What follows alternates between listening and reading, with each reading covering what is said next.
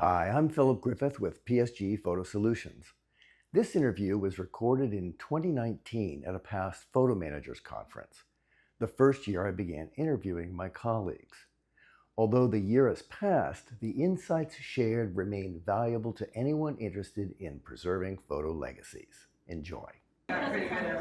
Hi, back here at our APO annual conference in Albuquerque, New Mexico. And with Bonnie Shay Hillman from Chicago. And Bonnie, what's the name of your company? Mariposa Photo Organizing. Yes. Butterfly Spanish. lady. Yes, Yes. Spanish and butterflies. Good. So tell me, what do you do for your clients and how does that make them feel?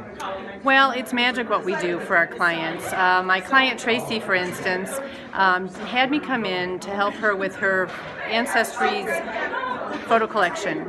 They had pictures back to the early 1900s. Wow. And so I sat with her and her mom and her brother every week for several months, and we went through. And yes, we were looking at old photos, but we were making new memories by having these people, Tracy and her mom and her brother, reconnect with these old stories that some knew and some didn't. And our goal was to put it in chronological order, edit it, and digitize it so that they could share these photos with other family members and have them safe and secure. Two bonuses that we got. Tracy didn't know a lot about one of her branches of the family, and so we involved one of our colleagues, Caroline Gunter, in some genealogical research. Oh, okay. So, it's all about the story, Phil, and so adding the genealogy research to it really fleshed out the story. We had the pictures, and now we were detailing the story behind these photos. And then when I wrote Tracy not too long ago, I asked her, how was it? Because we gave a digital frame filled with all of these lovely ancestry photos to her mom and to her. And her mom really didn't want it because she didn't quite get it at age 88, what this would do for her.